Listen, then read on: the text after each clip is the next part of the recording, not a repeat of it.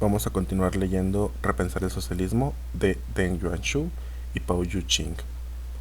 Parte 2, capítulo 3. Competencia entre proyectos socialistas y capitalistas. A. La competencia en el sector colectivo. Podemos utilizar la competencia entre proyectos capitalistas y socialistas para analizar la situación en el campo después de la revolución. La reforma agraria, como explicamos antes, era un proyecto capitalista, pero desde la perspectiva de Mao y de quienes apoyaban la transición hacia el comunismo, la reforma agraria también formaba parte de la estrategia socialista general. Sin embargo, para Liu y Deng, la reforma agraria formaba parte de la estrategia capitalista global. Esto explica por qué desde el principio algunos miembros del Partido Comunista Chino se opusieron firmemente a la colectivización de la agricultura y su oposición continuó después de la formación de las comunas populares. Siguiendo esta línea de razonamiento, es fácil explicar por qué el actual régimen de China alaba a Mao como héroe nacional durante la guerra revolucionaria y lo pinta como un villano tras el lanzamiento del Gran Salto Adelante. Aunque la reforma agraria fue un proyecto capitalista, la forma en que se llevó a cabo marcó la diferencia en el desarrollo posterior. La reforma agraria en China no fue simplemente una política económica de redistribución de la tierra, quitarle los títulos de propiedad a los terratenientes y repartirlos entre los campesinos. Más bien, fue un movimiento de masas patrocinado por el Partido Comunista Chino para lograr cambios económicos, políticos e ideológicos.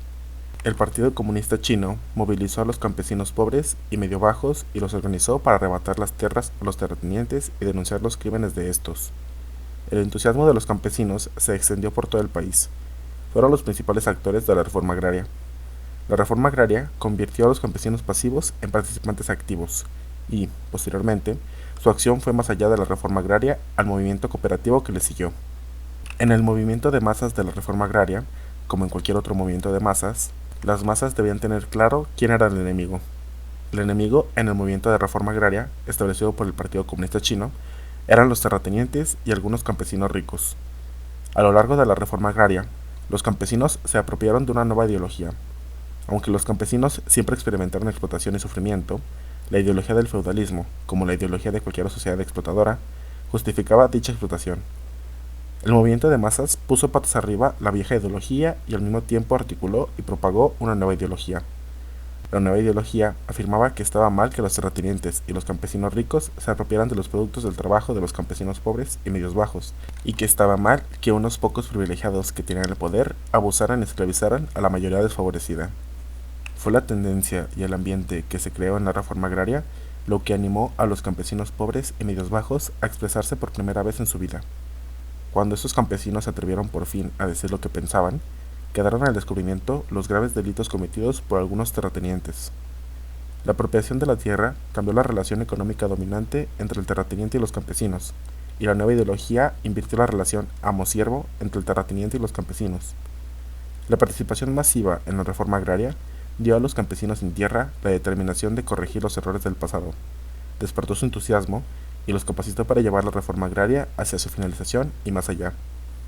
Por esta razón, concluimos que aunque la reforma agraria de China de 1949 a 1952 fue un proyecto capitalista, la postura de clase del Partido Comunista Chino estaba muy clara, al igual que la dirección de la transición en ese momento histórico. La colectivización de la agricultura, desde las cooperativas elementales hasta las comunas populares, permitió a los obreros formar y consolidar su alianza con los campesinos sobre una nueva base. Como la mayoría de los trabajadores chinos eran campesinos, la alianza entre los obreros y los campesinos fue el factor decisivo para ganar la lucha contra la burguesía.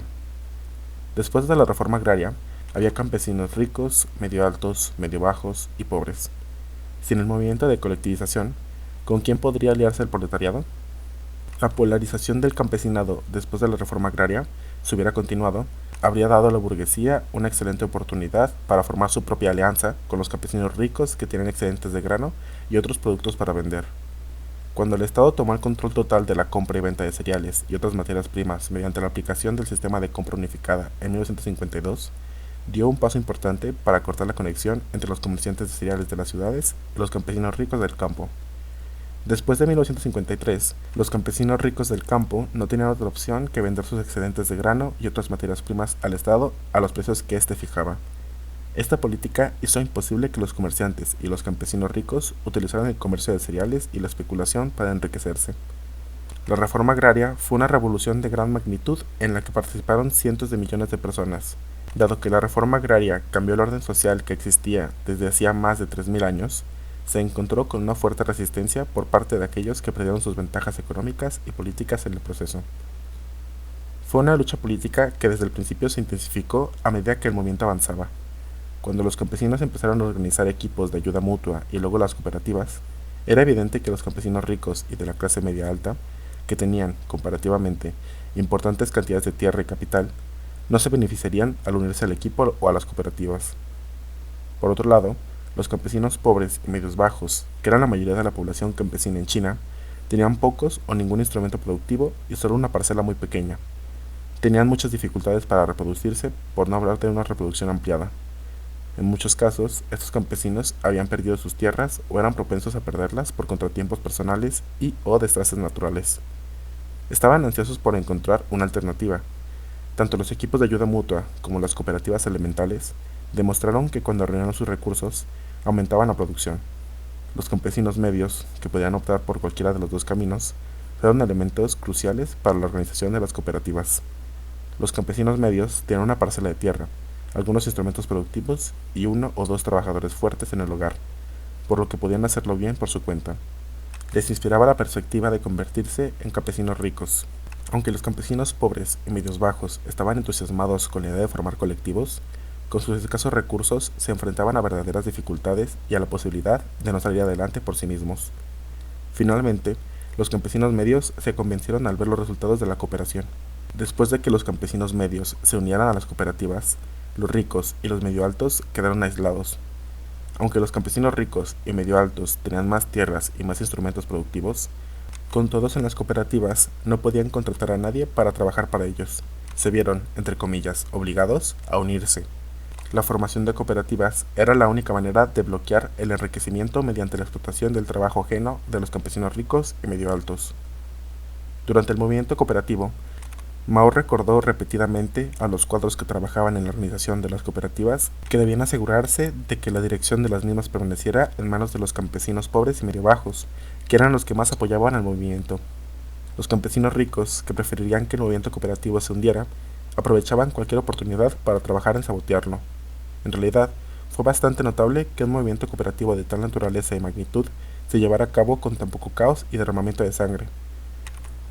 Ese movimiento benefició de tal manera a la mayoría de los campesinos que gozó de un amplio apoyo. El mérito del éxito debe atribuirse a la dirección del Partido Comunista Chino y a los cientos de miles de miembros del partido a nivel de base. Esos cuadros de nivel inferior que acababan de luchar en la guerra revolucionaria y no sabían casi nada sobre la organización de cooperativas, salvo alguna experiencia adquirida en zonas previamente liberadas, pero que estaban muy en sintonía con las necesidades de sus compañeros campesinos. Sin embargo, la cúpula del Partido Comunista Chino estaba profundamente dividida en cuanto a la dirección del desarrollo, no solo de la agricultura china, sino también del desarrollo en general. En el nivel elemental de las cooperativas, los campesinos ricos y medio altos seguían reclamando una parte de la producción en función de los instrumentos productivos que poseían. Cuando las cooperativas progresaron al nivel avanzado, le compraron los instrumentos productivos a los campesinos ricos y medio altos. Como explicamos anteriormente, este proyecto socialista eliminó la distribución de los productos a los hogares que habían sido propietarios del capital. La distribución en las cooperativas avanzadas se realizaba únicamente en función del trabajo aportado. A través del proceso de colectivización, las clases que apoyaban el proyecto socialista liderado por Mao ganaron. La estrategia de Mao fue apoyarse en los campesinos pobres y medio bajos y unir a los campesinos medios. Bajo el liderazgo de Mao, la línea de clases del Partido Comunista Chino se reveló claramente. Cuando se instituyó un proyecto socialista, como las cooperativas avanzadas o las comunas, se hizo en contra del interés de ciertos elementos de la sociedad. Cuando el movimiento cooperativo llegó a la fase avanzada, los que perdieron fueron claramente los que tuvieron que vender sus propiedades a las cooperativas. Estos campesinos más acomodados habrían salido ganando si se les hubiera permitido obtener continuamente dividendos de dichas propiedades, en lugar de ser pagados con una suma global final basada en un precio negociado al que solo accedieron a regañadientes. Los que salieron ganando con la progresión del movimiento cooperativo fueron claramente la mayoría de los campesinos que nunca habían poseído nada más que una pequeña porción de tierra y su propio trabajo. En esta mayoría estaban las familias que ni siquiera tenían mano de obra productiva. Eran los campesinos ancianos sin hijos y las viudas con hijos pequeños. Muchos de ellos perdieron a sus seres queridos en la guerra revolucionaria. Mao estaba muy preocupado por el sustento de estas personas porque el Estado no estaba en condiciones de ayudar. Mao dijo que cada cooperativa debía ser capaz de cargar con algunas de estas familias. Estas familias no podían aportar nada a la cazuela, sino que tenían que comer de la cazuela. Desde un punto de vista puramente egoísta, ninguna cooperativa estaría dispuesta a cargar con semejante peso. Había que persuadirlas, con el espíritu de cooperación, para que lo hicieran. Del análisis anterior, se desprende que ciertas fuerzas de clase ganaron y otras perdieron durante el proceso de colectivización. Las fuerzas de clase que perdieron sus intereses no estaban dispuestas a rendirse tranquilamente. Tuvieron que buscar sus propios representantes y portavoces dentro o fuera del poder de base. En la cuestión de la colectivización, los oponentes de Mao en el Partido Comunista reflejaban estas fuerzas de clase y siguieron impulsando sus proyectos capitalistas incluso después del establecimiento de las comunas. El esquema de 3 libertades y un contrato fue un ejemplo de proyecto capitalista en el sector colectivo. Liu y Deng apoyaron firmemente este proyecto capitalista desde el principio de las cooperativas avanzadas y siguieron impulsándolo después de la formación de las comunas. Las 3 libertades eran las siguientes: 1. Ampliar las parcelas privadas. 2. Promover el libre mercado. Y 3. Que cada hogar individual fuera responsable de sus propias ganancias o pérdidas. El único acuerdo consistía en que cada hogar individual firmara un contrato con el Estado para la producción de una cantidad preestablecida de cultivos. Una vez alcanzada la cantidad preestablecida, el campesino sería libre de vender todo en el mercado. Ya en 1956, Liu y sus partidarios defendieron firmemente las 3 libertades y un contrato, y, en ocasiones, las pusieron en práctica a la fuerza. La ampliación de las parcelas privadas animó a los campesinos a dedicar más trabajo y esfuerzo a sus propias parcelas privadas. La promoción de los mercados libres facilitó la venta de los productos de las parcelas privadas de los campesinos. Si se responsabiliza a los hogares individuales de sus propios beneficios o pérdidas, la unidad contable pasaría del equipo al hogar individual. Este incentivo material, según el promotor de las 3 libertades y un contrato, animaría a los campesinos a producir más. En el sistema de comunas, como hemos mostrado antes, el ahorro privado no podía convertirse en capital. La acumulación de capital se hacía de forma colectiva, no privada. El fondo de acumulación pertenecía al equipo para la compra de nuevos instrumentos productivos que beneficiaban a todos los miembros del equipo. Si se hubiera permitido la aplicación y la expansión de un proyecto capitalista como el de 3 libertades y un contrato, en lugar del equipo, cada hogar privado se habría convertido en una nueva unidad contable. Si el hogar hubiera podido obtener beneficios de la venta de sus productos en el mercado libre, podría haberlo invertido en nuevas herramientas productivas con las que podría haber obtenido más beneficios. El proyecto 3 libertades y un contrato promovió la acumulación de capital privado, que participó en la distribución del producto. Al mismo tiempo, con este proyecto, los hogares con pérdidas se enfrentaban al peligro de perderlo todo. Para los promotores de este proyecto, esta sería una buena manera de deshacerse de los que no podían producir con eficacia. La distribución en el marco de 3 libertades y un contrato volvió a la etapa de las cooperativas elementales, en la que los propietarios del capital recibían partes cada vez mayores de los productos. Cuando Liu y Deng impulsaron la aplicación de las 3 libertades y un contrato, presentaron el proyecto como si solo se tratara de promover la producción proporcionando incentivos materiales a los hogares campesinos individuales. La agenda oculta de este proyecto capitalista era invertir la dirección de la transición del comunismo al capitalismo. Desde el inicio de la colectivización de la agricultura, proyectos capitalistas como el de 3 libertades y un contrato compitieron con la propiedad colectiva bajo el sistema de comunas. Si los proyectos capitalistas hubieran podido desarrollarse y expandirse durante los años 50 y 60, el sistema de comunas se habría derrumbado. A través de la competencia entre los proyectos socialistas y capitalistas, se revelaron y articularon los intereses de los diferentes elementos de clase de la sociedad. Los movimientos de masas dirigidos por Mao y los partidarios del desarrollo socialista promovieron los proyectos socialistas.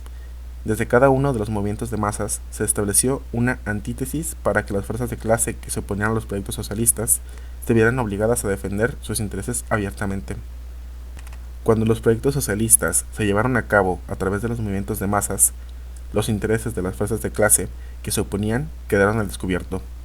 A través de la realización de proyectos socialistas o capitalistas, ciertas fuerzas de clase se fortalecieron y otras fuerzas de clase se debilitaron. Al mismo tiempo, las diferentes fuerzas de clase se reprodujeron. Lo que Liu no pudo hacer antes, lo hizo Deng con su reforma en el campo 2 décadas después, y fue mucho más allá del proyecto original. Entre 1979 y 1984, Deng tomó varias medidas para redistribuir la tierra a los hogares campesinos individuales. Al igual que la reforma agraria de 1949 a 1952, la redistribución de tierras de Deng era un proyecto capitalista. El argumento que Deng y sus partidarios dieron para desmantelar las comunas fue: comer de una gran cazuela común engendra pereza. Aunque esto pudo ser cierto en un pequeño número de casos, Deng desmanteló todas las comunas de un solo golpe, a pesar de que la mayoría de las comunas iban bien. La descolectivización en el campo rompió la alianza obrero-campesina, que era la estrategia más importante durante la transición socialista. La redistribución de la tierra llevada a cabo por Deng, junto con otros proyectos capitalistas que él y sus partidarios instituyeron, como la eliminación del sistema de compra unificada, la privatización de la industria rural, la reducción del apoyo estatal a la producción de maquinaria agrícola y otros insumos agrícolas, y, finalmente, la privatización de las empresas estatales y la sustitución de los trabajadores estatales permanentes por trabajadores contratados, eran todos proyectos capitalistas en una estrategia capitalista general. Estos proyectos capitalistas dejaron inequívocamente claro en qué dirección se dirigía la reforma. La estrategia capitalista de Deng reveló la línea de clase de su reforma. Su reforma rompió deliberadamente la alianza obrero-campesina y reforzó la alianza entre los capitalistas burocráticos y los nuevos empresarios, que eran ellos mismos funcionarios del partido o tenían una estrecha relación con los funcionamientos del partido en las altas esferas. Tenemos que ir un paso más allá para identificar los elementos de clase que apoyaron a Deng cuando inició su reforma. Aunque la mayoría de los campesinos se beneficiaron del sistema de comunas y disfrutaron de mejores condiciones de vida y seguridad, una minoría significativa no estaba contenta. Había varias razones para su descontento. En primer lugar, en las comunas muy pobres, los campesinos encontraban muchas dificultades para aumentar la producción. Su producción de grano a menudo no alcanzaba, o apenas alcanzaba, para alimentar a todos, por lo que daba poco o nada después de cumplir la cuota de grano. En estas comunas, la distribución no podía hacerse a cada uno según su trabajo. Las comunas más pobres a menudo tenían que depender de la ayuda estatal. Los miembros más fuertes de estas comunas trabajaban más, pero no eran recompensados en consecuencia. Esto creaba un problema de incentivos para los miembros más fuertes del equipo y la brigada. En segundo lugar, y más importante, el apoyo de Deng procedía de las comunas más acomodadas, donde había importantes excedentes y una reproducción ampliada de capital. A finales de los 60, muchas brigadas y comunas que tenían excedentes de la producción agrícola invirtieron en industrias manufactureras. A mediados de los 70, esas industrias rurales prosperaron y esas brigadas y comunas pudieron acelerar su acumulación de capital. Sin embargo, en aquella época, la regulación estatal restringía la acumulación de capital. Bajo la regulación estatal, las brigadas y comunas tenían que reservar una parte, aproximadamente un tercio, de sus beneficios para el desarrollo agrícola y otra parte para el desarrollo del bienestar, antes de poder invertir el resto de los beneficios en las industrias. Además, las industrias rurales no eran libres de competir con las industrias estatales en la adquisición de materias primas o en la venta de sus productos.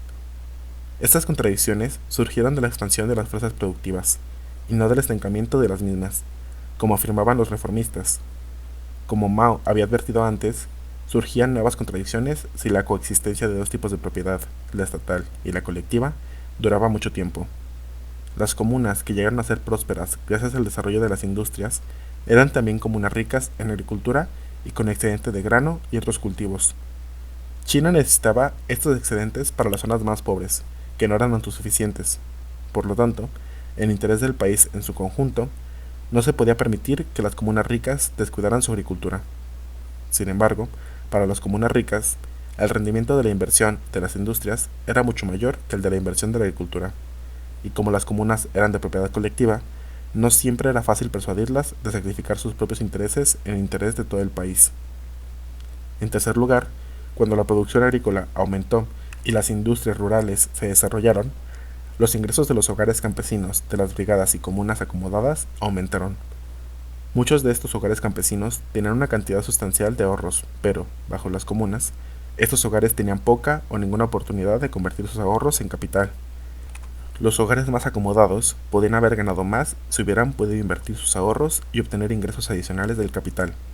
Además, los campesinos que eran físicamente fuertes y o que eran hábiles en los tratos, sentían que el sistema de puntos de trabajo les impedía desarrollar todo su potencial. En todos los casos anteriores, los miembros fuertes podían ver cómo un proyecto capitalista, como el de las tres libertades y un contrato, les beneficiaría. Por último, el proyecto capitalista beneficiaría especialmente los que estaban en las posiciones de poder y podían utilizar ese poder en su beneficio. Después de la Revolución Cultural, los campesinos observaron con mucha atención a los cuadros y a los funcionarios del gobierno local. Las masas escudriñaban a los que estaban en el poder y les hacían rendir cuentas, lo que dificultaba que abusaran de su poder. La evolución de la situación, después de que Deng instituyera su reforma, demuestra que los funcionarios de gobierno y los cuadros del partido fueron capaces de convertir el poder que poseían en ganancias materiales para ellos mismos. Cuando Deng y sus partidarios introdujeron los proyectos capitalistas, apelaron a estos grupos y solicitaron su apoyo. Cuando Deng puso en marcha su reforma después de 1979, se reactivaron los proyectos capitalistas que no habían cobrado impulso en décadas anteriores. Deng buscó a sus partidarios y, con su ayuda, puso en marcha sus proyectos capitalistas a gran escala e invirtió la dirección de la transición. B. La competencia en el sector estatal. Dentro del sector estatal, el proyecto socialista más importante es la empresa estatal. El objetivo de este proyecto socialista es avanzar hacia el comunismo, donde la producción de mercancías deje de existir y los productores directos tengan el control de los medios de producción. Por lo tanto, durante la transición socialista, las políticas en la empresa estatal deben promover una participación cada vez mayor de los trabajadores de la producción en la gestión de la empresa y políticas de eliminación gradual de la producción de mercancías y del trabajo asalariado. Dentro de la empresa estatal, el papel de la dirección y el papel del trabajador deben ser menos diferentes. El sistema salarial de las empresas estatales debe reflejar la cantidad de trabajo aportado, no el tamaño del capital. Por otra parte, la propiedad estatal no significa necesariamente relaciones de producción socialistas. Bajo la propiedad estatal, se pueden instituir proyectos capitalistas para promover las relaciones de producción capitalistas. El proyecto capitalista amplía la producción de mercancías y, por lo tanto, refuerza la relación de dominio y de dominación en la producción. La finalidad de la producción del proyecto capitalista sería la valorización del valor en lugar de la satisfacción de las necesidades de la gente. La producción de mercancías bajo el proyecto capitalista reproduce el trabajo asalariado y la distribución del producto según el tamaño del capital constante y variable. Las experiencias concretas de China mostraron que dentro de la empresa estatal había una lucha continua entre los proyectos socialistas y capitalistas. Los proyectos socialista y capitalista competían en cuestiones como la autonomía de las empresas, el estatus laboral de los trabajadores estatales y el sistema salarial y otras cuestiones relativas al control de los trabajadores. Estas cuestiones reflejan el carácter capitalista o socialista de la empresa estatal.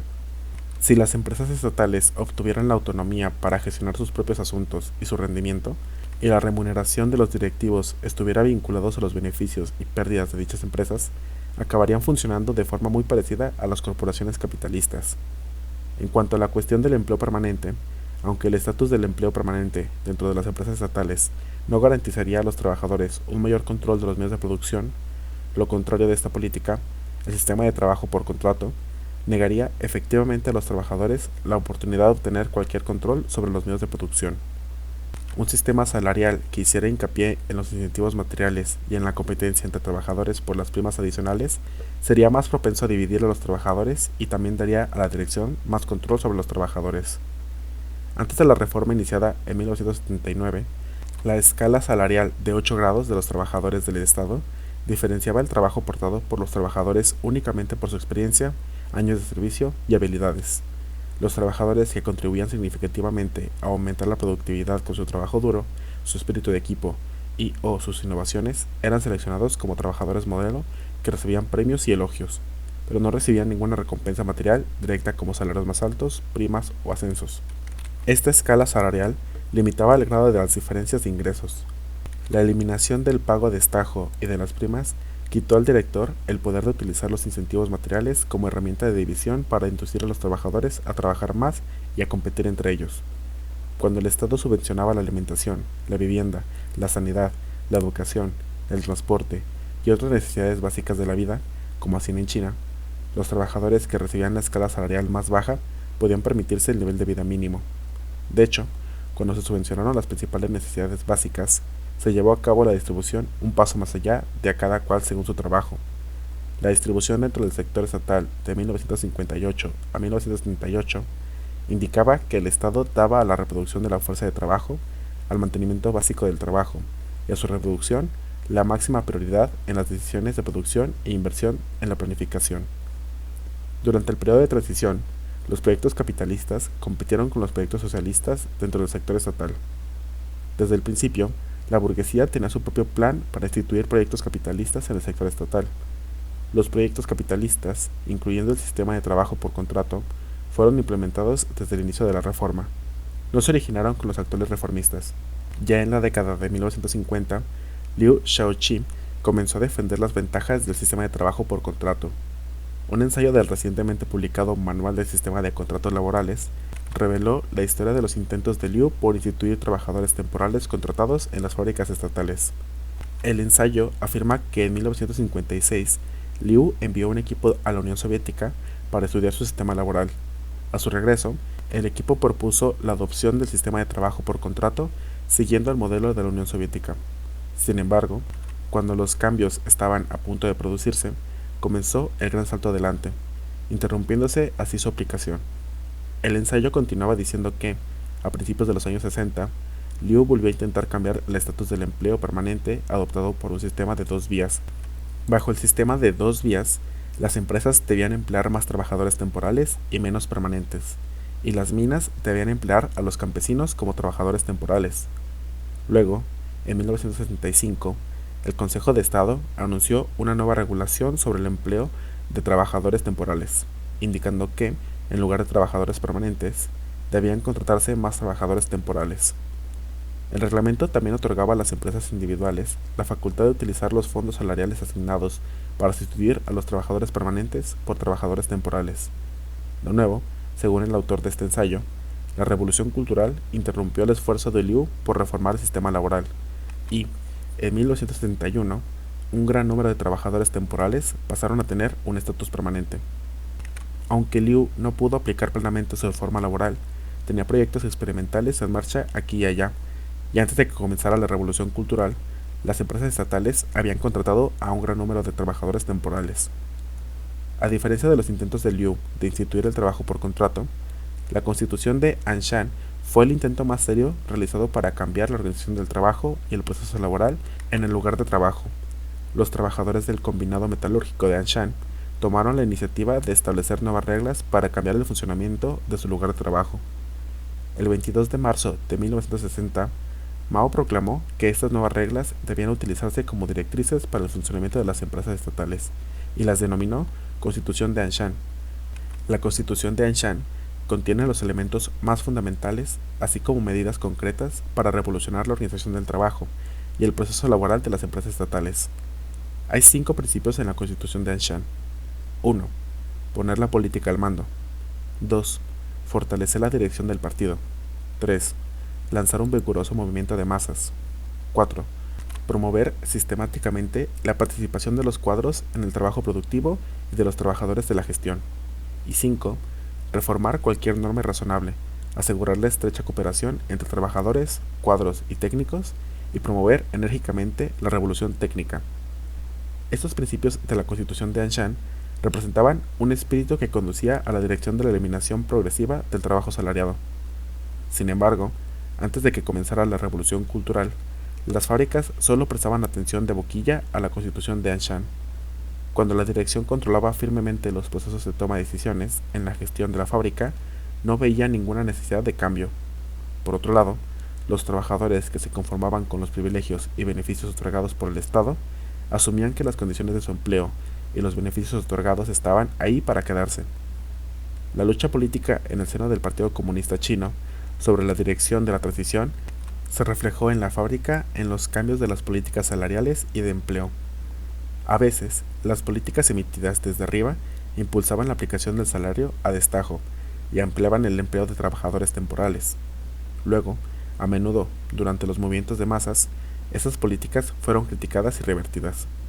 Sin embargo, Antes de la Revolución Cultural, los trabajadores no comprendían las razones de estas revocaciones de las políticas.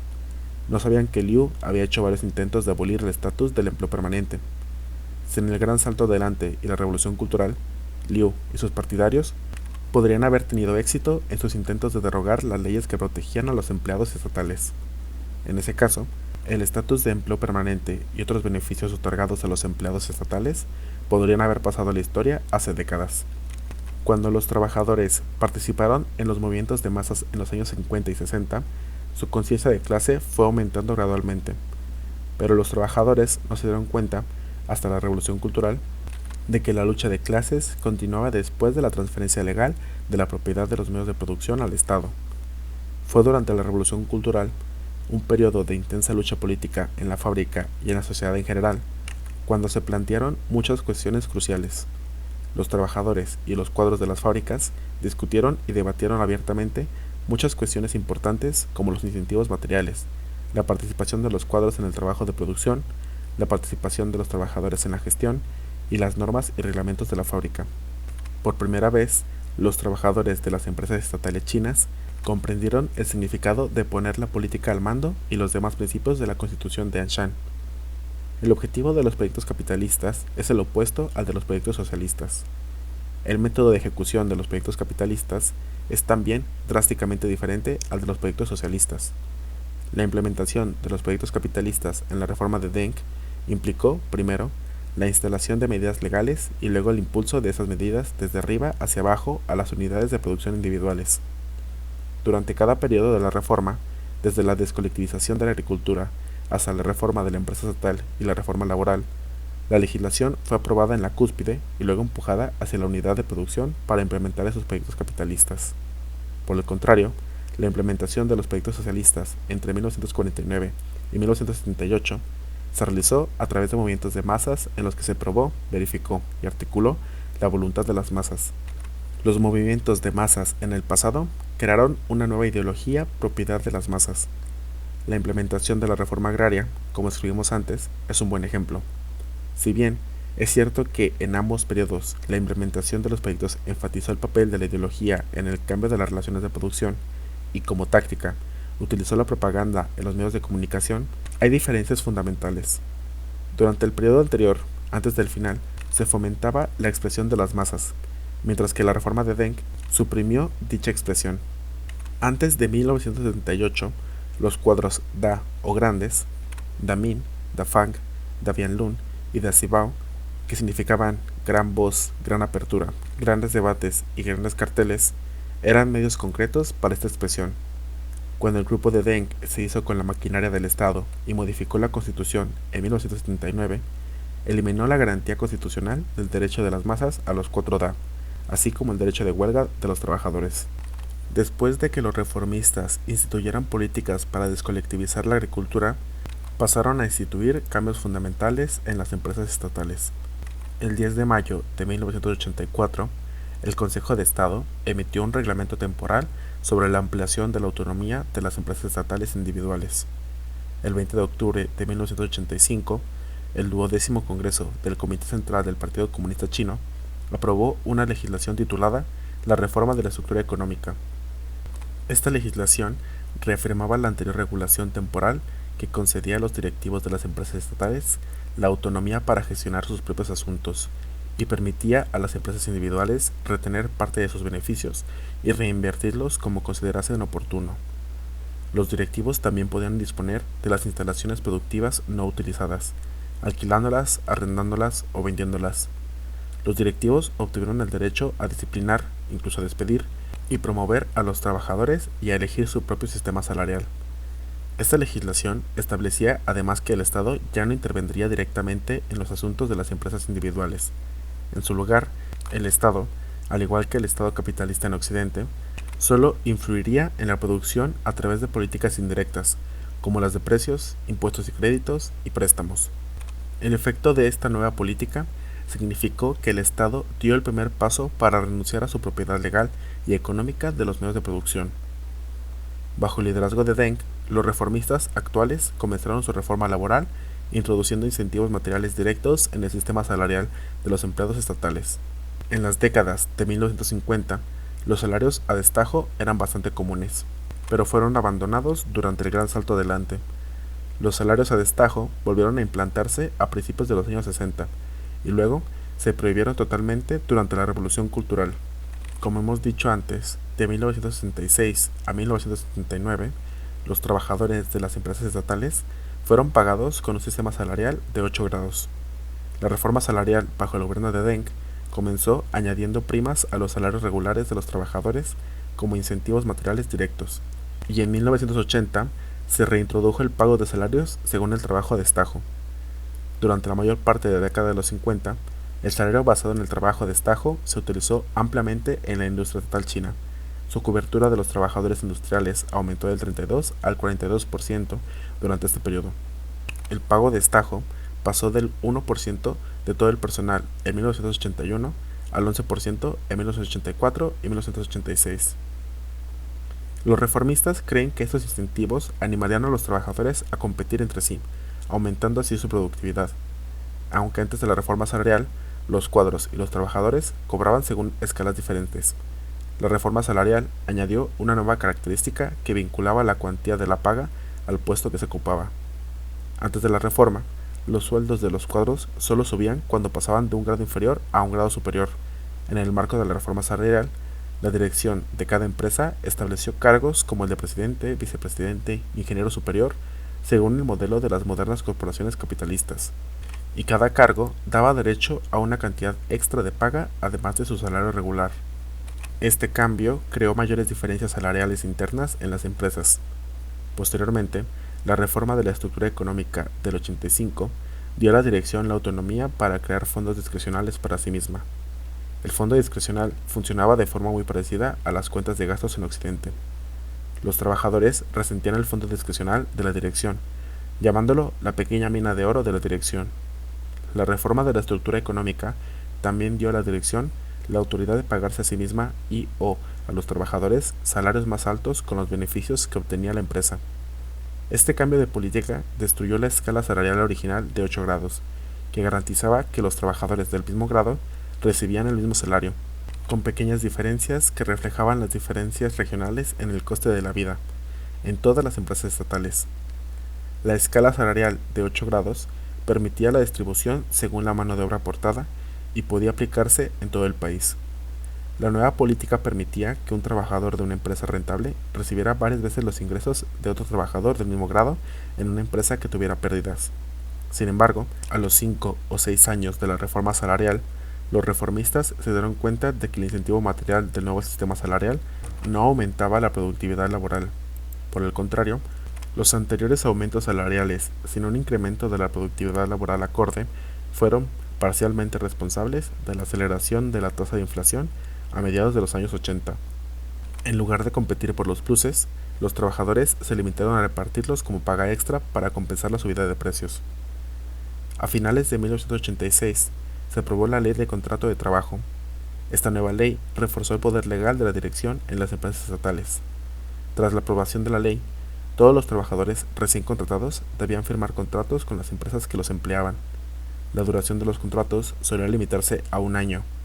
Los reformistas esperaban que la aplicación de la nueva ley redujera, primero, y eliminara, después, el estatus de empleo permanente en los trabajadores estatales. Entonces, el 13 de abril de 1988, se aprobó la Ley de Empresas de todo el pueblo. Entró en vigor en agosto de ese año. En apariencia, la Ley de Empresas era una separación de la propiedad y la gestión, pero la esencia de la reforma era una transferencia judicial de la propiedad del Estado a la empresa. La primera sección de la ley establecía: se conceden a las empresas los derechos de gestión de la propiedad estatal, que incluyen los derechos de posesión, de uso y de disposición de la propiedad. La empresa se convierte en una entidad legal, persona, independiente. Con la aprobación de la nueva ley, las que antes eran empresas estatales se separaron legalmente del Estado y se convirtieron en entidades independientes. La ley de empresas otorgaba a la dirección de cada empresa la autonomía para tomar las principales decisiones relativas a la producción, incluyendo la disciplina y el despido de los trabajadores. El derecho de uso en la legislación implicaba el derecho de apropiación, incluido el desembolso de los salarios. Cuando el Estado renunció a sus derechos de propiedad de las empresas individuales, dejó de emplear a los trabajadores de esas empresas. Tras la aprobación de la ley de empresas, los trabajadores de las antiguas empresas estatales perdieron la protección legal del Estado. Ya no tenían derecho legal a los derechos y beneficios anteriormente otorgados. Parte 4. La producción de mercancías y la ley del valor durante la transición socialista. La transición socialista es un periodo de tiempo en el que la producción de mercancías se elimina gradualmente junto con la eliminación del trabajo asalariado y del capital. Esto significa que, durante la transición socialista, la producción de mercancías sigue existiendo y la ley del valor sigue funcionando. En un país como China, el bajo nivel de desarrollo, especialmente en el campo, presentó problemas y desafíos especiales durante la transición de la producción de mercancías a la producción de no mercancías. Con el avance de las fuerzas productivas en la década de los 60 y 70, se desarrollaron nuevas contradicciones.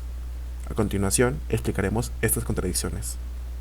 Dentro del sector estatal, era mucho más fácil imponer restricciones a la producción de mercancías y aplicar políticas que iban en contra de la ley del valor. Anteriormente, explicamos que la aplicación de los proyectos socialistas en el sector estatal hizo posible que cada unidad productiva, o una empresa, cambiara la finalidad de la producción, pasando de la valorización del valor a la producción de productos útiles para satisfacer las necesidades del pueblo. Bajo el proyecto socialista, el Estado, no la unidad productiva, era dueño de los medios de producción, y esto significaba que el intercambio entre las diferentes unidades productivas ya no tenía que basarse en el intercambio de igual valor. Por ejemplo, cuando el Estado decidió industrializar las provincias occidentales, trasladó ingenieros y trabajadores, así como maquinaria y equipos, de las fábricas tecnológicamente avanzadas de Shanghái a las fábricas recién construidas en el oeste. El Estado no tuvo que compensar a las fábricas de Shanghái por su pérdida de recursos, al transferir la tecnología y otros recursos productivos de una empresa estatal a otra. El Estado pudo dispersar la tecnología de una zona como Shanghái a zonas tecnológicamente atrasadas de toda China. Esto fue popularmente descrito como tener una gallina vieja poniendo huevos por todas partes. La transferencia de recursos de las zonas más desarrolladas a las menos desarrolladas beneficiaba al país en su conjunto y era contraria a la ley del valor. Estas transferencias de recursos no podrían haberse realizado bajo el desarrollo capitalista, porque siguiendo la ley del valor, los recursos solo fluyen hacia las zonas que obtienen mayores tasas de beneficios. Sin embargo, el traslado de trabajadores e ingenieros de una zona con un nivel de vida más alto como Shanghái a una zona con un nivel de vida más bajo como Xi'an implicaba sacrificios personales. Durante la época de la alta marea revolucionaria, la gente prestó un apoyo entusiasta gracias al espíritu de conseguir una nueva China socialista. Esto ejemplificará lo que hemos dicho antes, que los elementos comunistas existen durante la transición socialista. Sin embargo, cuando la marea se calmó, la resistencia a las transferencias también creció. Así, las diferencias en los niveles del desarrollo plantearon retos para el desarrollo socialista. El desarrollo capitalista, por otra parte, no hace sino intensificar estas diferencias, como ha demostrado la evolución de los últimos 16 años. Durante la transición socialista, se dieron otras contradicciones dentro del sector estatal. Ya hemos explicado que existía la contradicción entre el gestor y el administrado, y la existente entre los expertos técnicos, como los ingenieros, y los trabajadores ordinarios. La Constitución de Anshan fue una forma concreta de resolver estas contradicciones que se derivaban de la división del trabajo dentro de las empresas estatales. Sin embargo, la división del trabajo dentro de estas empresas reflejaba la división que existía en la sociedad en general. Más adelante, explicaremos cómo la reforma educativa durante la Revolución Cultural pretendía resolver esas contradicciones. Hasta cierto punto, durante la transición socialista, el Estado también pudo influir en el desarrollo del sector colectivo a través de las políticas de precios, inversiones e impuestos.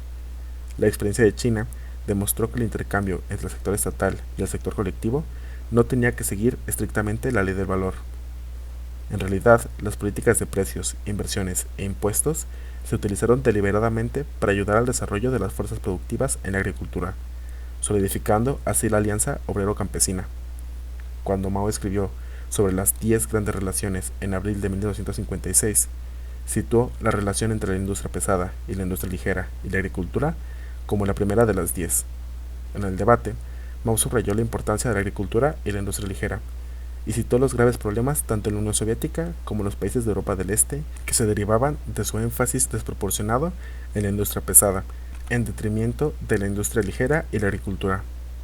Mao fue muy claro en su redacción de las 10 grandes relaciones en el sentido de que, para lograr un mayor desarrollo de la industria ligera y la agricultura, la inversión en la agricultura y la industria ligera, como porcentaje de la inversión total, debía ajustarse al alza.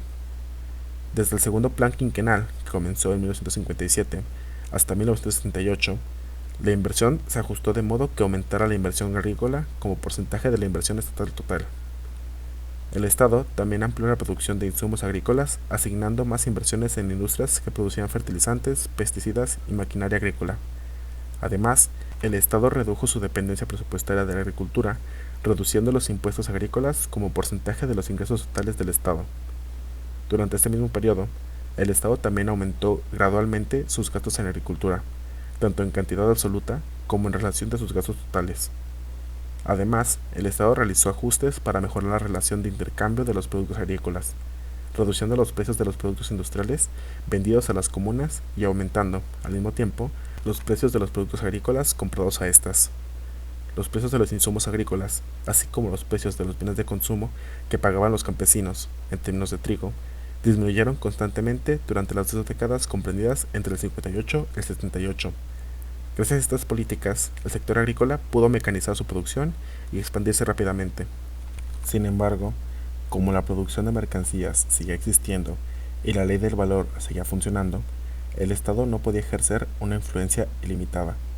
En el intercambio entre los dos sectores, el Estado debía reconocer la existencia de la ley del valor y hacer uso de la ley del valor mediante las políticas mencionadas. Pero el Estado no podía ignorar la ley del valor.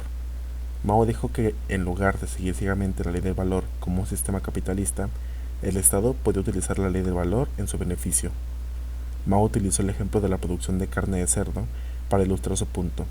Dijo que la producción de carne de cerdo en China no estaba regulada por la subida y bajada de los precios del mercado, u oferta y demanda, sino que se decidía según un plan económico. En otras palabras, el plan económico, en lugar de la ley del valor, regulaba la producción de carne de cerdo. Sin embargo, para que la gente de las ciudades tuviera carne de cerdo para comer, los campesinos tenían que criar un determinado número de cerdos cada año. Cuando el Estado fijaba el precio que pagaba a los campesinos por el cerdo y el precio de los piensos que le vendía, tenía que ajustar el precio de uno o de ambos para que a los campesinos les mereciera la pena criar cerdos. Si el precio de los cerdos era demasiado bajo y o el precio de los piensos era demasiado alto, los campesinos simplemente se negaban a criar cerdos. Durante los primeros años de las comunas, después de pagar los impuestos al Estado, los miembros de las comunas consumían gran parte de la producción y solo los excedentes se vendían al Estado. Con los ingresos recibidos por sus ventas, los equipos, brigadas y comunidades compraban a las empresas estatales los productos industriales que necesitaban para la producción y el consumo. Como no se vendía gran parte de lo que producían, la producción de productos básicos en el sector colectivo era muy limitada. Sin embargo, a medida que se desarrollaban las fuerzas productivas, la producción de productos básicos en el sector colectivo aumentó tanto en cantidades absolutas como en relación con la producción agrícola total. La expansión de la producción de productos básicos en el sector colectivo planteó nuevos problemas y nuevos retos. Como hemos visto en nuestro análisis anterior, las brigadas y las comunas que pudieron construir industrias estaban muy dispuestas a ampliar su producción industrial y a vender sus productos para obtener beneficios. Estas brigadas y comunas producían de hecho mercancías, lo que dictaba su funcionamiento según la ley del valor. Esto significa que las brigadas y las comunas querían acelerar la acumulación de capital, aumentando su inversión en las empresas más rentables. No vieron con buenos ojos las restricciones impuestas por el Estado a sus inversiones. Del análisis anterior, se desprende que hubo muchas contradicciones dentro de la sociedad china durante la transición socialista. Las contradicciones existían dentro de los sectores colectivo y estatal, y también existían entre los propios sectores colectivo y estatal. Sin embargo, según Mao, no hay que fijarse solo en los aspectos negativos de estas contradicciones, porque las contradicciones son también las fuerzas que hacen avanzar la sociedad. Podemos apreciar plenamente lo que Mao quería decir cuando estudiamos el desarrollo de la sociedad china. Las contradicciones existían en cada etapa del desarrollo, y cuando las contradicciones se resolvían con éxito, el desarrollo pasaba a una nueva etapa. Sin embargo, a mediados de la década de los 70, el rápido desarrollo de las fuerzas productivas en el campo y la expansión de la producción de mercancías en el sector colectivo crearon nuevas contradicciones. Estas contradicciones no eran de naturaleza antagónica y podrían haberse resuelto con éxito si no hubiera habido una feroz lucha política entre las fuerzas de clase prosocialistas y procapitalistas.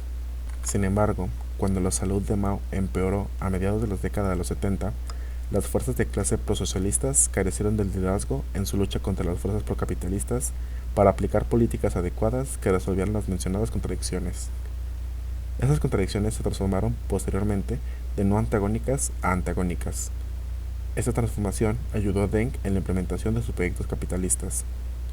Cuando examinamos las contradicciones dentro y entre el Estado y los sectores colectivos, podemos ver que esas contradicciones reflejan las diferencias de los niveles de desarrollo dentro y entre los sectores. Durante la transición socialista, se desarrollaron varias políticas importantes destinadas a resolver estas contradicciones. No vamos a entrar en una discusión detallada de todas esas políticas, pero queremos mencionar brevemente algunas aquí. Por ejemplo, las políticas de precios, de inversión y de impuestos mencionadas anteriormente eran políticas destinadas a resolver las contradicciones entre el sector estatal y el sector colectivo. Si la transición socialista hubiera continuado, esas políticas habrían contribuido a avanzar en la mecanización de la agricultura. En este caso, habría sido posible elevar la unidad contable del equipo de la brigada y luego al nivel de la comuna. Como la brigada poseía cada vez más maquinaria agrícola de gran tamaño para que la utilizaran todos los equipos, cada equipo de la brigada habría estado más dispuesto a renunciar a su unidad contable más pequeña. Cuando la productividad del trabajo colectivo llegó a ser lo suficientemente alta, mayor valor por cada punto de trabajo, a través de la mecanización, los proyectos capitalistas, como las 3 libertades y un contrato, se convertirían en una alternativa menos atractiva para los hogares campesinos. Esto no quiere decir que solo estos elementos capitalistas tuvieran gran influencia en China durante la transición socialista. Por el contrario, elementos comunistas, como lo ocurrido en Dansai y en otros muchos lugares, tuvieron una enorme influencia en el desarrollo de China. Bajo el liderazgo de Chen Chongqi, los habitantes de Dansai pasaron por alto sus propios intereses a corto plazo y trabajaron juntos como una brigada para superar las adversidades naturales más severas y lograr una alta producción con solo herramientas muy primitivas al principio. En la década de 1970, durante el movimiento Aprender de Dansai, muchas otras brigadas y comunas, con espíritu de cooperación y trabajo duro, realizaron trabajos de tierra y construcción de infraestructura a gran escala. Su duro trabajo prácticamente cambió el paisaje de la China rural y preparó el camino para una mayor mecanización. Como hemos dicho antes, durante la transición socialista, existían al mismo tiempo elementos comunistas, como Dansai, Daqing y decenas de miles de otros ejemplos, y elementos capitalistas, la producción de mercancía y la ley de valor. La reforma educativa durante la Revolución Cultural fue otro ejemplo de las políticas diseñadas para resolver las contradicciones de la sociedad china. El sistema educativo en China tenía una larga tradición de educar a un pequeño grupo de élites intelectuales que despreciaban el trabajo físico. Después de la Revolución, aunque un mayor número de jóvenes de familias obreras y campesinas pudieron recibir más educación y muchos incluso tuvieron la oportunidad de ir a la universidad, la estructura educativa básica siguió siendo prácticamente la misma. Antes de la Revolución Cultural, las universidades seguían seleccionando a los estudiantes en función de las puntuaciones de los exámenes de acceso y a los grados universitarios seguían siendo un pequeño grupo de élites, en comparación con la población total, que se suponía debían pensar por los obreros y campesinos. La división del trabajo en las fábricas reflejaba el resultado de este antiguo sistema educativo. Durante la Revolución Cultural, la reforma de la educación superior cambió los requisitos de admisión a las universidades para que solo pudieran ser admitidos los jóvenes que habían trabajado en las fábricas y o en las granjas. Al mismo tiempo, la colectivización de la agricultura elevó el nivel educativo en el campo cuando las comunas establecieron escuelas secundarias y los condados establecieron universidades. Además, los jóvenes de las ciudades fueron enviados al campo a trabajar con los campesinos, para que pudieran experimentar la dura vida del otro 80% del pueblo chino. La reforma educativa ayudó a reducir las diferencias educativas entre los jóvenes chinos. Hubo tantos otros aspectos de la reforma educativa que no podemos entrar en detalles sobre ellos en este momento. Otras políticas importantes durante la transición socialista de China fueron la política que enfatizaba la autosuficiencia y los objetivos de desarrollo a largo plazo. Estos objetivos solo podían perseguirse con la implementación de proyectos socialistas. En contraste con esos objetivos, los programas de reforma de Deng dependían del capital extranjero. Como resultado, el desarrollo de China perdió su autonomía y se hizo cada vez más dependiente del capital monopolista internacional. Los programas de reforma de Deng se centraron únicamente en la maximización de los beneficios a corto plazo y pasaron totalmente por alto las consecuencias negativas del desarrollo capitalista y el dominio del capital extranjero a largo plazo. Capítulo 5. el Partido Comunista Chino. Durante la transición socialista anterior a 1978, las fuerzas de clase que favorecían la transición capitalista no cesaron en sus intentos de impulsar los proyectos capitalistas. Estas fuerzas de clase a menudo encontraron sus representantes en posiciones de poder dentro del Partido Comunista Chino. Como ocurrió en China, los elementos procapitalistas dentro del Partido Comunista Chino acabaron tomando el control del partido y de la maquinaria estatal. En China, la lucha de clases que se libra desde el inicio de la República Popular hasta la actualidad se revela en la pugna entre los proyectos socialistas y capitalistas. Fueron los elementos procapitalistas dentro del Partido Comunista Chino los que impulsaron los proyectos capitalistas. Los elementos de clase del Partido Comunista Chino, desde su formación, merecen ser estudiados cuidadosamente en otro lugar. Aquí solo pretendemos presentar algunas de nuestras observaciones. Lo que sigue no es un estudio exhaustivo del Partido Comunista Chino. A. El liderazgo del Partido Comunista Chino y la Revolución de Nueva Democracia. En primer lugar, la Revolución China, dirigida por el Partido Comunista Chino, incluía tanto la Revolución Democrática como la Revolución Socialista. Cuando Mao escribió sobre la Nueva Democracia en 1940, explicó la diferencia entre la nueva y la vieja Revolución Democrática. La diferencia consistía en que, aunque ambas tenían como objetivo el derrocamiento del feudalismo y su sistema de tenencia de la tierra, el objetivo final de la revolución de la Nueva Democracia era alcanzar el comunismo.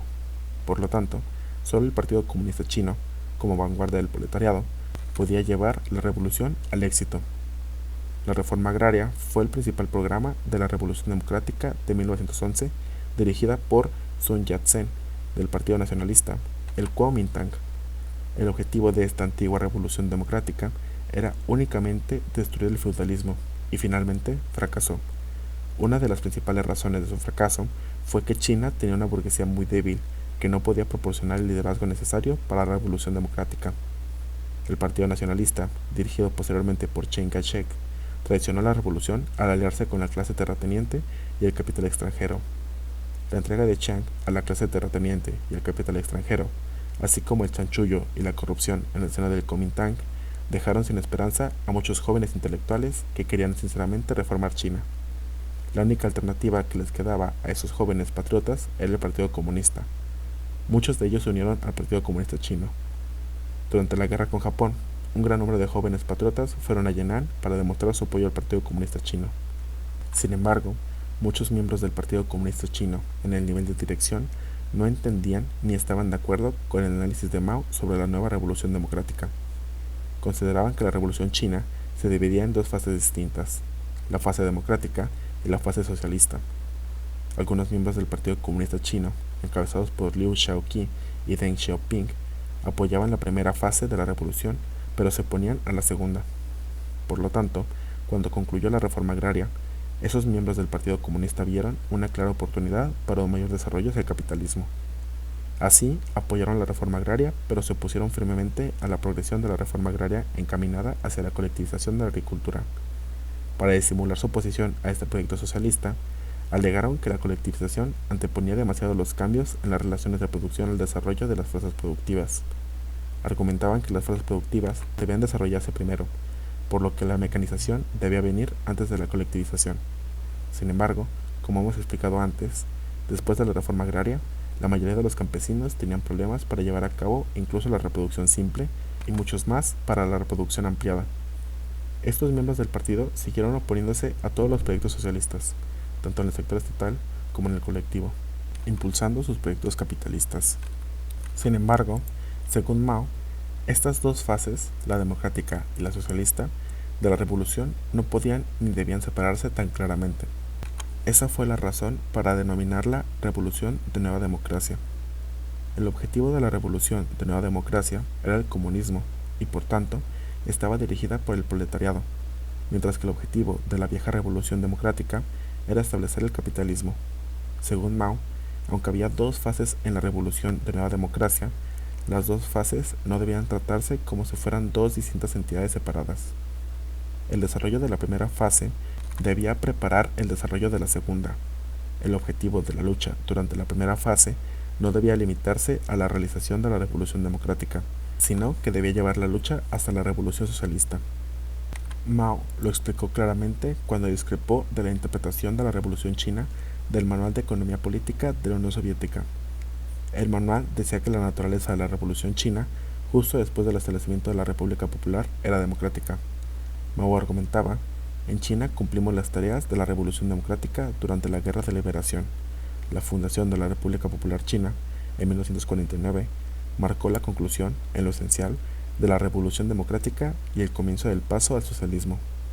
Enseguida, se necesitaron 3 años más para llevar a cabo la reforma agraria, pero desde la fundación de la República Popular China, confiscaron las empresas capitalistas burocráticas que representaban el 80% de los capitales fijos de la industria y los transportes del país para convertirlos en propiedad de todo el pueblo. Y continuó: por consiguiente, es erróneo pensar que luego de la liberación, la Revolución China, en su primera etapa, formó parte esencialmente de la Revolución Democrática. Solamente más tarde ella se desarrolló poco a poco, convirtiéndose en revolución socialista. Sin embargo, algunos dirigentes dentro del Partido Comunista Chino no estaban de acuerdo con Mao. Desde el principio, Liu y Deng tenían su propio programa de desarrollo capitalista. B. El papel del Partido Comunista en una sociedad postrevolucionaria. La historia muestra que los partidos marxistas-leninistas han obtenido muchas victorias importantes al tomar el poder del Estado durante los últimos 80 años. Un ejemplo tras otro muestra que el Partido Comunista es la vanguardia del proletariado, organizando eficazmente a la clase obrera y a las masas para que participen en la lucha armada y en la toma del poder estatal. En la época de la Revolución, el objetivo de estos partidos comunistas era desarrollar primero una sociedad socialista y finalmente comunista. Sin embargo, la historia también muestra que en un caso tras otro, en un momento determinado, después de que el Partido Comunista tomara el poder, el partido se volvió contra los intereses de clase del proletariado y cambió la dirección de la transición, invirtiéndola del comunismo al capitalismo. El Partido Comunista Chino no es una excepción. No pretendemos dar aquí un análisis completo de la transformación del Partido Comunista Chino después de la Revolución. Más bien, esperamos aclarar algunos puntos importantes. En cada una de las revoluciones pasadas, después de que el Partido Comunista tomara el poder, tenía dos funciones. 1. Permanecer en el poder y administrar el aparato estatal. Y 2. Actuar como vanguardia del proletariado. Estas son las dos caras de una contradicción. El Partido Comunista tiene que permanecer en el poder para actuar como vanguardia del proletariado. Pero para actuar como vanguardia del proletariado, el Partido Comunista también tiene que seguir cediendo su poder. Por muchas razones que aún no se han analizado, en cada uno de los países donde triunfó la revolución, en algún momento mantenerse en el poder se convirtió en el único objetivo del Partido Comunista. Cuando el Partido Comunista deja de ser el agente del cambio, se rompe el vínculo entre el proletariado y el Partido Comunista. Cuando esto ocurre, el Partido Comunista comienza a utilizar la dictadura del proletariado para justificar la dictadura del Partido Comunista. Sin embargo, hay un proceso de desarrollo para llegar a este punto. La experiencia concreta de China puede arrojar algo de luz sobre esta discusión. A lo largo de este documento, hemos tratado de identificar las razones del revisionismo en China. Creemos que, gracias al liderazgo de Mao Zedong en el avance de la teoría y la práctica revolucionaria, China dio un paso más en su lucha contra el revisionismo. Desde el principio, Mao tenía una visión de la sociedad china postrevolucionaria y del papel del Partido Comunista Chino en ella que era muy diferente de la de su principal oponente, Liu Shaoqi. Después de la nacionalización de los medios de producción, Liu veía la contradicción principal como una lucha entre el sistema social avanzado, es decir, la propiedad estatal de los medios de producción, y las fuerzas productivas sociales atrasadas. Liu creía que después de la transferencia legal de la propiedad de los medios de producción al Estado, el cambio en las relaciones de producción se había completado y la principal tarea del Partido Comunista Chino era, entonces, desarrollar las fuerzas productivas. Mao, en cambio, creía que aunque los medios de producción se hubieran transferido al Estado, los cambios en las relaciones de producción estaban lejos de ser completos. Además, también había problemas en la superestructura. Estos dos análisis fundamentalmente diferentes de la sociedad china se reflejaban en la forma en que Mao y Liu veían el papel del Partido Comunista Chino. Desde la perspectiva de Liu, la principal tarea del Partido Comunista Chino era desarrollar las fuerzas productivas. Creía que el Partido Comunista Chino debía crear un entorno estable para el crecimiento económico y debía confiar en las experiencias del reducido número de tecnócratas de China para llevar a cabo esta tarea. Sin embargo, para garantizar el espíritu del comunismo, Los miembros del Partido Comunista Chino debían purificarse siguiendo algunas directrices sobre los códigos morales del comportamiento, tal y como se establecían en el libro de Liu para ser un buen comunista. Por otra parte, Mao consideraba que el entusiasmo de las masas era la principal fuerza impulsora del cambio real en las relaciones de producción y la superestructura. Los nuevos cambios en las relaciones de producción y en la superestructura liberarían las fuerzas potenciales de las masas. Mao situó el entusiasmo de las masas, más que los conocimientos técnicos de un pequeño grupo de élite, como la clave para hacer avanzar las relaciones de producción y desarrollar así las fuerzas productivas. La historia demostró que Mao tenía razón. Además, Mao vio que la credibilidad del Partido Comunista Chino dependía de su estrecho vínculo con las masas, y que los miembros del Partido Comunista Chino no debían ser un grupo de élite y situarse por encima de las masas. Por el contrario, debían someterse a la crítica de las masas. A partir de las claras diferencias de estos dos puntos de vista, podemos entender que Mao veía el papel del Partido Comunista Chino como el agente para un mayor cambio fundamental en la sociedad china, mientras que, para Liu, la construcción de una China fuerte era la principal tarea del Partido Comunista Chino. Por supuesto, no se discutía que China debía ser fuerte tanto económica como militarmente para defenderse de los imperialistas, pero la discusión era cómo lograrlo y si construir una China fuerte era el único objetivo. Volviendo a nuestro punto anterior, Mao nunca vio el papel del Partido Comunista Chino como la perpetuación de su propio poder. Más bien, el Partido Comunista Chino debía seguir dirigiendo la transición hacia el comunismo, y sólo así podía pretender ser la vanguardia del proletariado. C. La base material de la burocracia. Luego está la cuestión de la burocracia. Cualquiera que esté familiarizado con el desarrollo de China desde la Revolución comprende que la burocracia se convirtió en un obstáculo para el cambio. Para conseguir cualquier cosa había que pasar por capas y capas de burocracia para obtener aprobación. Por tanto, la cuestión de la burocracia y su relación con el Partido Comunista Chino requiere nuestra atención. Muchos han culpado al largo pasado feudal de China del problema. Nosotros, por supuesto, también vemos la influencia de la ideología feudal en los funcionarios del gobierno y en la gente en general, pero después de que el Partido Comunista Chino tomara el poder, existía una nueva base material que apoyaba esta ideología trazada. Hay una diferencia entre la actitud feudal y el estilo de trabajo de los dirigentes y una red de burocracia construida sobre la nueva base material del poder. Podemos ver la diferencia comparando la situación antes y después de que el Partido Comunista Chino tomara el poder.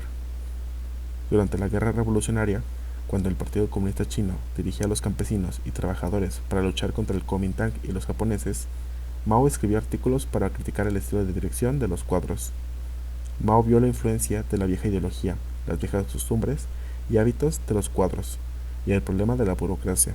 También vio que la nueva dirección del Partido Comunista Chino debía realizar algunos cambios básicos y drásticos en su relación con las masas. Mao subrayó repetidamente que era importante que los cuadros comprendieran a las masas, aprendieran de ellas y se preocuparan por su bienestar. Durante las décadas de la Guerra Revolucionaria, asistimos al nacimiento de una nueva generación de cuadros drásticamente diferentes de los antiguos funcionarios corruptos del Kuomintang. Estos cuadros eran altamente disciplinados y con principios. Muchos de ellos procedían de las filas de los obreros y campesinos y mantuvieron estrechos vínculos con el pueblo trabajador y lo condujeron a la victoria de la revolución. La vieja ideología, los hábitos y las costumbres feudales influyeron en estos cuadros, pero fueron capaces de transformar su modo de pensar y su visión del mundo mediante la crítica y la autocrítica. Durante la Guerra Revolucionaria, la supervivencia y la expansión del Partido Comunista Chino dependía de su estrecha relación con las masas. Mao decía que los soldados revolucionarios eran como los peces, y las masas eran como el agua, y los peces necesitaban el agua para nadar y sobrevivir. De hecho, los campesinos protegieron a los soldados de la octava ruta de los ataques del Kuomintang y les suministraron grano y otros artículos de primera necesidad. Los campesinos sabían que esos soldados provenían de su seno y que luchaban por su liberación.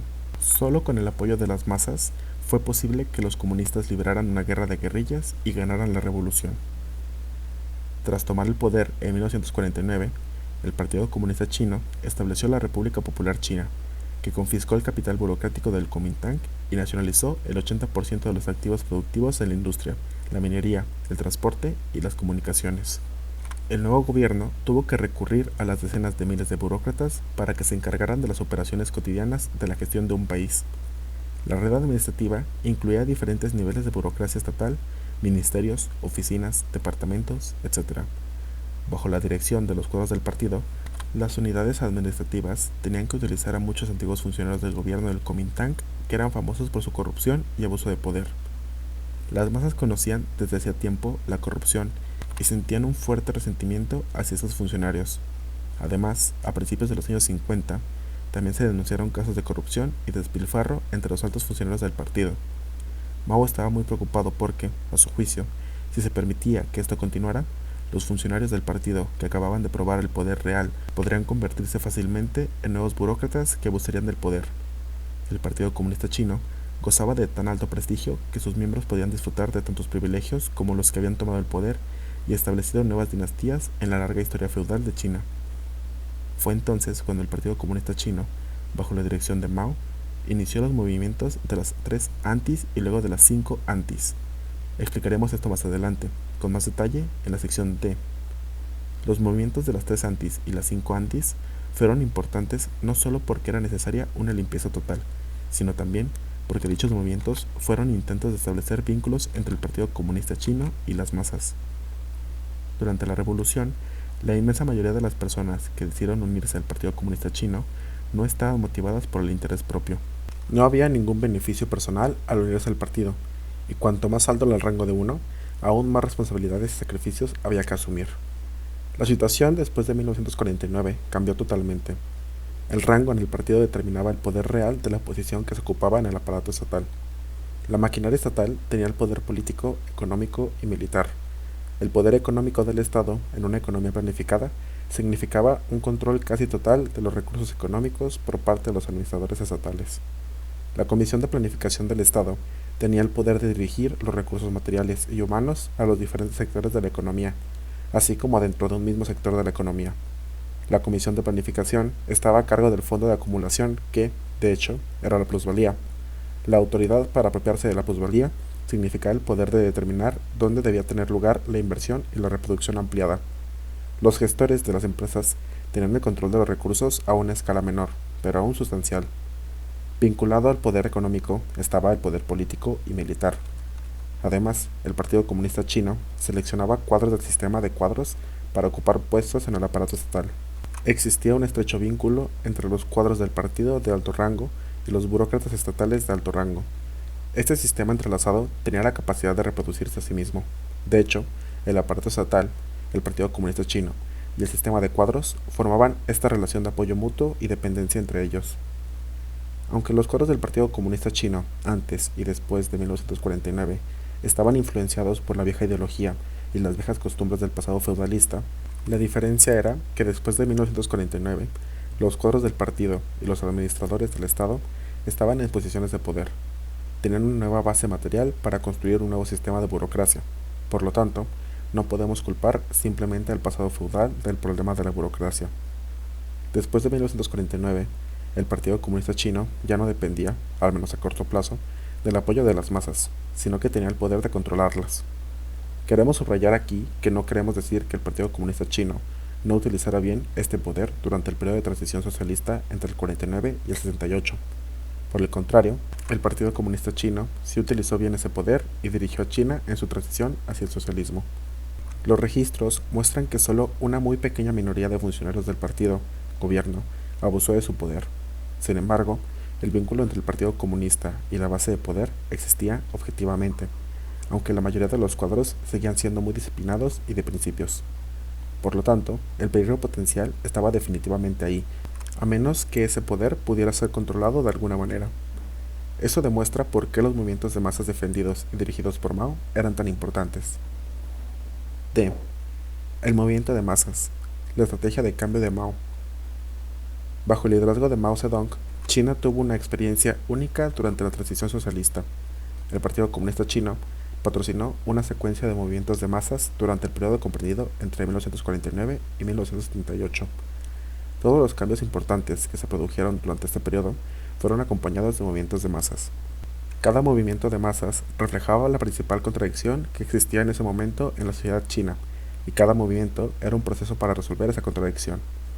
Cuando el Partido Comunista Chino movilizó a las masas en movimientos para resolver las contradicciones, actuó como agente de cambio continuo en la transformación de la sociedad.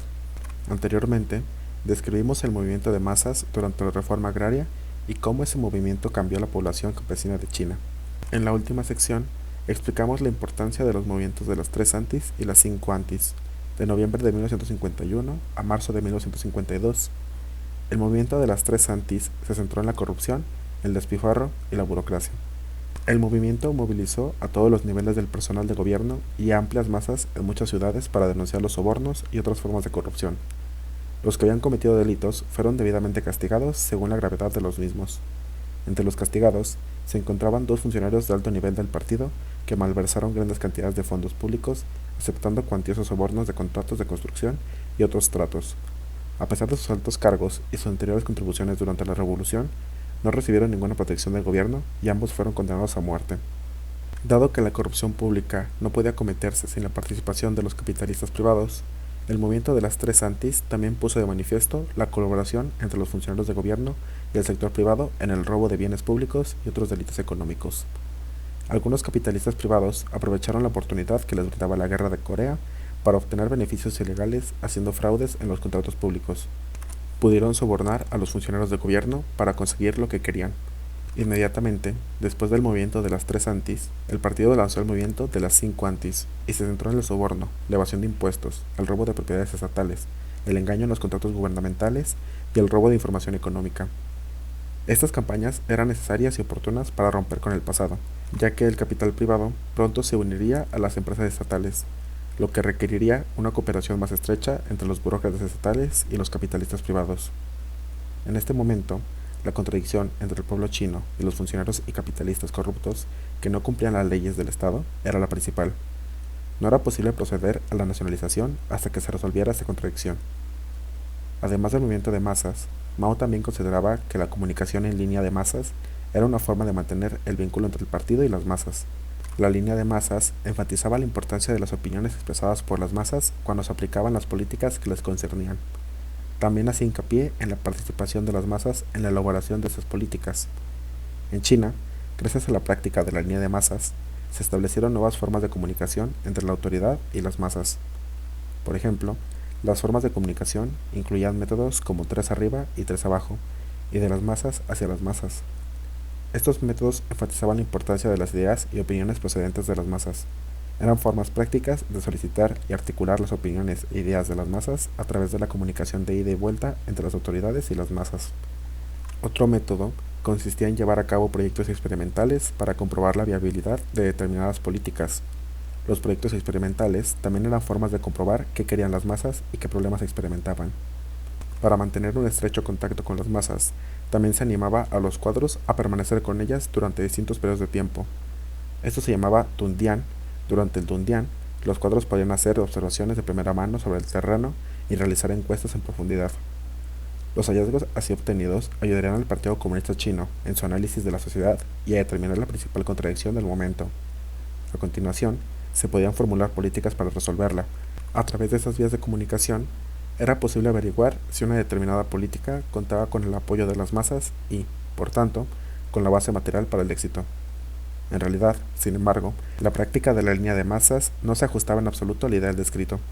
En lugar de solicitar las opiniones e ideas de las masas, los cuadros se consideraban a veces como ejecutores de órdenes de arriba. Ese tipo de actitud y de práctica de los cuadros ponía barreras a la comunicación entre las autoridades y las masas y fomentaba el comandismo y el burocratismo. En los movimientos de masas se podía comprobar si los cuadros habían seguido la línea de las masas o no. Los movimientos de masas proporcionaban un foro abierto en el que las masas podían expresar sus opiniones y su descontento, criticando a los miembros del partido por cualquier mala acción y abuso de poder.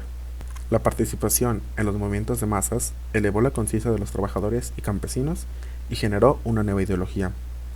Las principales políticas aplicadas durante la transición socialista fueron acompañadas por movimientos de masas, donde se propagaron nuevas ideas y se debatieron cuestiones importantes.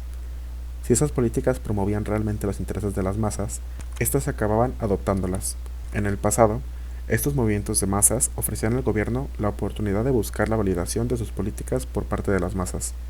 Las políticas, así validadas, tenían más posibilidades de éxito. Los movimientos de masas también despertaban el entusiasmo de las masas y daban poder a los que estaban a favor de la política. Creemos que los movimientos de masas patrocinados por el partido en el poder son inusuales. porque la autoridad suele temer no solo que tales movimientos acaben en el caos, sino también que la acción de las masas se dirija contra las propias autoridades. Además, creemos que los movimientos de masas fueron en el pasado las únicas fuerzas compensatorias que desafiaron la concentración de poder en el aparato del Estado y del partido, así como la rigidez estructural del sistema burocrático chino. Durante los movimientos de masas, los cuadros se vieron sometidos a la crítica de las masas y se vieron obligados a reformar su estilo burocrático de gestión. En gran medida, se contuvo el abuso de poder. Sin embargo, antes de la Revolución Cultural, todos los movimientos de masas eran patrocinados y organizados por el Partido Comunista Chino. Solo durante la Revolución Cultural, los jóvenes estudiantes y las masas comenzaron a organizarse. En lugar de que el Partido Comunista Chino dirigiera el movimiento, surgieron muchas iniciativas desde abajo, a nivel de las bases. Fue durante la Revolución Cultural cuando se habló por primera vez de tomar el poder. Lemas como hacer la revolución no es un crimen, la rebelión se justifica, fueron ampliamente difundidos. Este cambio de enfoque fue muy importante porque supuso la admisión abierta, por primera vez, de que las masas tenían derecho a desafiar a los que estaban en el poder. Es cierto que esta efervescencia revolucionaria creó cierto caos y que algunas personas fueron castigadas injustamente. Sin embargo, lo más importante era que las masas aprendían de esta experiencia que podían desafiar no solo a algunos funcionarios corruptos del gobierno, como en el pasado, sino también las decisiones tomadas por el Comité Central del Partido Comunista Chino. La imagen divina de un Partido Comunista Chino que no podía hacer nada malo quedó así destrozada. Durante la Revolución Cultural, se intentó buscar una alternativa a la estructura de poder existente. Un ejemplo fue la creación de comités revolucionarios para gestionar las fábricas y otras funciones administrativas. Por razones aún no analizadas, estos intentos fracasaron. Cuando evaluamos la Revolución Cultural desde el punto de vista del proletariado, lo que logró la Revolución Cultural superó lo que no logró. Como dijo Mao, harán falta muchas más revoluciones culturales para terminar la tarea. Por lo tanto, la revolución continúa. Desde que Deng y sus partidarios tomaron el poder en 1979, han impulsado con firmeza un conjunto de proyectos que encajan bien en el amplio marco de la reforma. Los reformistas llevaron a cabo los proyectos, todos de naturaleza capitalista, mediante la aprobación de leyes y la emisión de decretos y órdenes administrativas. En 1979, los reformistas enmendaron la Constitución y abolieron el derecho de los trabajadores a la huelga y el derecho a la libre expresión. Véase la discusión anterior. Más tarde, los reformistas aprobaron la Ley de Contrato de Trabajo para abolir legalmente el sistema de empleo permanente en las empresas estatales. Todos los programas de reforma de Deng se llevaron a cabo imponiendo a las masas acciones legales o ilegales desde arriba. Los reformistas prohibieron los movimientos de masas de cualquier tipo. La reforma de Deng creó muchas contradicciones nuevas en la sociedad china y, sobre todo, la contradicción entre los burócratas del partido y las masas destacó como la principal. Sin un movimiento de masas, estas contradicciones no tenían salida para expresarse y mucho menos para resolverse. En la primavera de 1989, estas contradicciones llegaron a tal punto que los estudiantes comenzaron a manifestarse en las principales ciudades de China. Muchos millones de habitantes de las ciudades también se unieron para expresar su descontento y expresar sus quejas. El pueblo chino seguía su larga tradición de utilizar los movimientos de masas para expresar su descontento. La única diferencia esta vez era que lo hacían de forma espontánea sin el patrocinio del partido. Cuando el actual régimen chino decidió que ya no podía tolerar esta confrontación directa, hizo entrar tropas y acabó con la masacre de Tiananmen el 4 de junio. Ahora, 7 años después de la masacre, el abuso de poder y los privilegios de los burócratas, que era el principal motivo de la manifestación, no solo ha continuado, sino que se ha vuelto aún más excesivo. Aunque la propaganda de los periódicos ha anunciado repetidamente que los que cometan delitos económicos serían debidamente castigados por la ley, la gente en China es muy consciente que solo se persigue a los que cometieron delitos menores, porque en esos casos los culpables no tienen el respaldo de sus superiores. Por otra parte, muchos casos de corrupción que implican la malversación de miles de millones de yuanes de fondos públicos han sido encubiertos, porque los culpables en estos casos tenían vínculos con funcionarios de alto rango del Partido Comunista Chino. Sin un movimiento de masas, no hay vínculo para exponer los crímenes cometidos por estos altos funcionarios. Creemos que los que poseen el poder tienen la oportunidad de enriquecerse siguiendo el régimen actual. Esta oportunidad existía objetivamente en el pasado, a pesar de que muchos cuadros aceptaban la ideología de servir al pueblo o servir a su país, y de que despreciaban la idea de enriquecerse. Al final, la posición social objetiva era más importante que las creencias personales. Antes de que comenzara la reforma, ya existe la tendencia a convertir esa concentración de poder en algo útil para quien lo detentaba. La reforma de Deng dio luz verde a quienes estaban en el poder Su legislación de reforma legitimó la conversión de la propiedad estatal en capital burocrático. Después de la reforma, los burócratas a nivel nacional y provincial ya no solo controlaban la plusvalía, sino que utilizaban el excedente para ampliar su capital burocrático. Así, estos burócratas se han convertido de hecho en la clase explotadora. Mirándose atrás, cuando Mao nombró a un pequeño puñado de miembros de alto rango del partido como objetivos durante la Revolución Cultural, podría haberlo hecho deliberadamente como una táctica para aislar a los principales líderes del bando de Liu y Deng. ¿Pueden revivir las nuevas fuerzas revolucionarias dentro del Partido Comunista Chino? Antes de abordar esta cuestión, debemos hacer un breve resumen de las 4 observaciones que hemos hecho del Partido Comunista Chino y las relaciones con los análisis generales de este documento. Parece claro que tras la finalización de la reforma agraria, la cúpula del Partido Comunista Chino se dividió en torno a la dirección que debía tomar China para desarrollar su sociedad. Dentro del Partido Comunista Chino, Mao y sus seguidores eligieron el socialismo como objetivo de la transición en China, mientras que Liu y Deng y sus seguidores eligieron el capitalismo como objetivo de la transición. Mirando ahora hacia atrás, parece claro que la mayoría de los máximos dirigentes del Partido Comunista Chino no comprendían plenamente el significado de la transición socialista, ni lo que supondría alcanzar el socialismo. Cuando Liu y Deng impulsaron sus proyectos capitalistas, los disfrazaron como una mejor manera de alcanzar el socialismo, porque afirmaban que esos proyectos desarrollarían las fuerzas productivas más rápidamente. Según su lógica, el desarrollo más rápido de las fuerzas productivas ayudaría a construir una China fuerte para defender el socialismo. Como hemos dicho antes, muchos líderes comunistas se unieron a la revolución porque consideraban que el Partido Comunista Chino era la única esperanza para la supervivencia de China.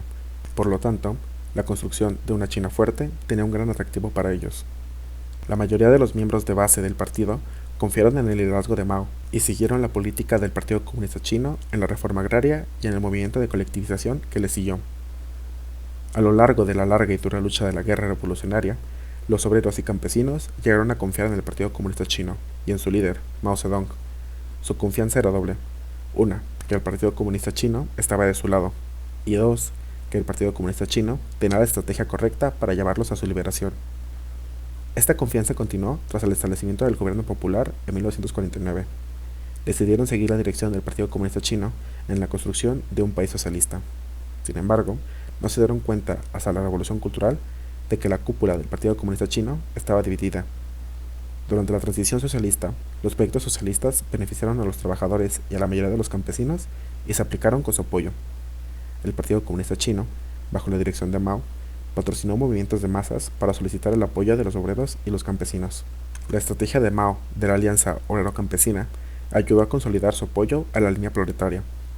Creemos que la línea proletaria dominó de 1949 a 1978, no porque la mayoría de los funcionarios de alto nivel del partido dentro del Partido Comunista Chino la apoyaran, sino porque Mao y un pequeño pero fuerte grupo de sus partidarios dentro de la alta dirección del Partido Comunista y la mayoría de los miembros de base del partido continuaron solicitando a las masas su apoyo para los proyectos socialistas. Si esto es correcto, entonces es dudoso que podamos decir que durante la transición socialista existió la dictadura del proletariado.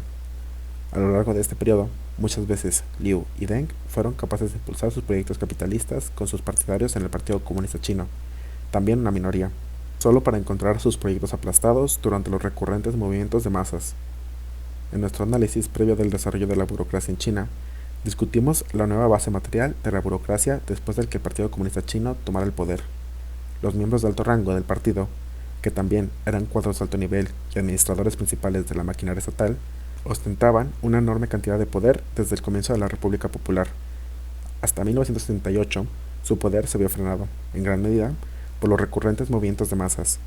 La mayoría de estos dirigentes del partido no abusaron de su poder. Ellos, como grupo, con la ayuda de los cuadros de rango medio y bajo, contribuyeron en gran medida a la dirección del país y a la gestión de la producción. Sin embargo, su posición como funcionarios del Estado, que tenían poder a su disposición, limitaba su perspectiva. Consideraban que dirigir el país sin problemas, mantener la producción de las empresas estatales y hacer un buen trabajo para garantizar el suministro de alimentos y otras necesidades de la vida era su deber con el socialismo. Su idea de socialismo era que, una vez transferidos los medios de producción al Estado y a las colectividades, la transición al socialismo se habría completado. A menudo no comprendían la necesidad de continuar con el cambio. Por lo tanto, desempeñaron un papel importante en el mantenimiento del status quo y en la perpetuación de una jerarquía de funcionarios en diferentes niveles de gobierno. Además, a menudo se resistieron al cambio, si veían que estos cambios amenazaban su base de poder. Durante la Revolución Cultural, algunos de ellos fueron criticados por su falta de cooperación en la aplicación de nuevas políticas. Se decía que se acostaban y se hacían los muertos cuando se resistían a aplicar políticas que no les gustaban. Mao también criticó a los funcionarios de alto nivel del Departamento de Salud Pública por convertirse en antiguos mandarines que no estaban al tanto de los problemas relacionados con la salud pública de la población en general. Fue la Revolución Cultural la que puso en evidencia la línea proletaria y la línea burguesa. La mayoría de los obreros y campesinos y los miembros de base del partido acababan de empezar a comprender la diferencia entre los proyectos socialistas presentados por Mao a través de los movimientos de masas y los proyectos capitalistas impulsados por Liu y Deng desde arriba de forma jerárquica. Durante los 16 años de la reforma de Deng, la mayoría de los trabajadores y campesinos, a través de su continua lucha contra los proyectos capitalistas que les impusieron los reformistas, han llegado a comprender mucho más la verdadera naturaleza de la reforma de Deng y a apreciar lo que perdieron. Esto es evidente por el amor y el respeto que han expresado hacia Mao en los últimos años. Ahora parece claro, en retrospectiva, que durante la Revolución Cultural, Mao estaba en la minoría en la dirección del Partido Comunista Chino. Como dijimos antes, la Revolución Cultural intentó encontrar una alternativa a la estructura de poder que existía en el Partido Comunista Chino y en la maquinaria estatal, pero no tuvo éxito. A medida que la Revolución Cultural avanzaba, la mayoría de los miembros de alto rango del partido vieron amenazada su base de poder y, por tanto, no la apoyaron. También parece claro, ahora, que la reforma de Deng desde 1939 contó con el apoyo de la élite del partido de alto rango dentro del Partido Comunista Chino. Al principio de la reforma de Deng, los miembros de alto rango del partido, que estaban comprometidos con la línea proletaria, Chen Zhonghui fue un ejemplo, fueron expulsados del Partido Comunista. El apoyo de Deng provino de una coalición de diferentes grupos que encontraron un interés común en los proyectos capitalistas de la reforma de Deng. Solo con su apoyo, la reforma de Deng, claramente opuesta a los intereses de los obreros y campesinos, ha podido llegar tan lejos. Esta coalición se aprovechó de las contradicciones que se desarrollaban a mediados de los años 70 y solicitó el apoyo de aquellos que se beneficiarían de la aplicación de los proyectos capitalistas. Durante los 16 años de la reforma de Deng, las contradicciones dentro de la sociedad china se han agudizado. La principal contradicción es ahora entre las amplias masas y los altos funcionarios corruptos del partido y del gobierno, que se enriquecen robando al pueblo y vendiendo los intereses de China al capital monopolista extranjero. En el proceso de llevar a cabo la reforma de Deng, se desarrollaron diferencias en la coalición que la apoyaba. A la derecha de Deng estaban aquellos que no creían que la reforma de Deng fuera lo suficientemente profunda o rápida para transformar China hacia el capitalismo. Utilizaron el descontento de los estudiantes y las masas para expresar su propio descontento en 1989, sin éxito. Durante los últimos años, cuando la reforma de Deng se encontró con dificultades insuperables, las élites del partido a la izquierda de Deng comenzaron a expresar sus preocupaciones. Estas élites del partido vieron el peligro de un continuo deterioro de la reputación e influencia del Partido Comunista Chino. Por un lado, se daban cuenta de que el Partido Comunista Chino había perdido el apoyo de las amplias masas.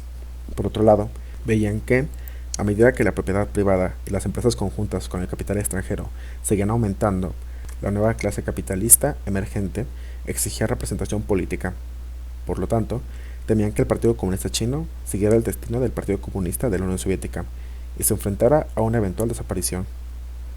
Parece probable que, tras la muerte de Deng, este grupo pueda hacerse con el control del Partido Comunista Chino. Si lo hace, pueden instituir políticas que reviertan algunas de las reformas de Deng y limpien parte de la corrupción. Sin embargo, es cuestionable que este grupo de élites del partido revierta la transición del capitalismo al socialismo y confía en las masas lo suficiente como para implicarlas en este cambio fundamental. Esto no quiere decir que dentro del Partido Comunista Chino siga habiendo muchos miembros que todavía creen en el socialismo y ven el daño que la reforma de Deng ha hecho a China. Sin embargo, estos miembros del partido no han podido oponerse a la reforma de Deng. Lo que podrán hacer en el futuro está por ver. Además, durante los últimos 16 años, el Partido Comunista Chino ha reclutado un gran número de nuevos miembros que no tienen ningún compromiso con el socialismo y que solo ven el ingreso del Partido Comunista Chino como una forma de autopromoción. Estos miembros del Partido Comunista Chino también desempeñarán un papel en el desarrollo futuro. Parte 3. Conclusión. En este ensayo hemos presentado nuestro análisis de la transición socialista en China y la inversión de la transición del socialismo al capitalismo. El análisis se basa en las experiencias concretas de China en los últimos 40 y tantos años. Repetimos lo que Lenin dijo sobre el camino al socialismo. No pretendemos que Marx o los marxistas conozcan la vía al socialismo en su totalidad. Eso es una tontería. Conocemos la dirección de este camino. Sabemos qué fuerzas de clase conducen a lo largo de él, pero lo concreto y lo práctico se aprenderá de las experiencias de las millones de personas que emprendan la tarea. Durante los últimos 80 años, miles de millones han asumido la tarea de hacer avanzar sus sociedades hacia el socialismo. Por desgracia, la primera ronda de intentos de construir el socialismo fracasó. Tenemos que aprender de sus valiosas experiencias, porque miles de millones volverán a emprender la tarea en un futuro. El socialismo no ha fracasado porque aún no hemos cruzado su umbral.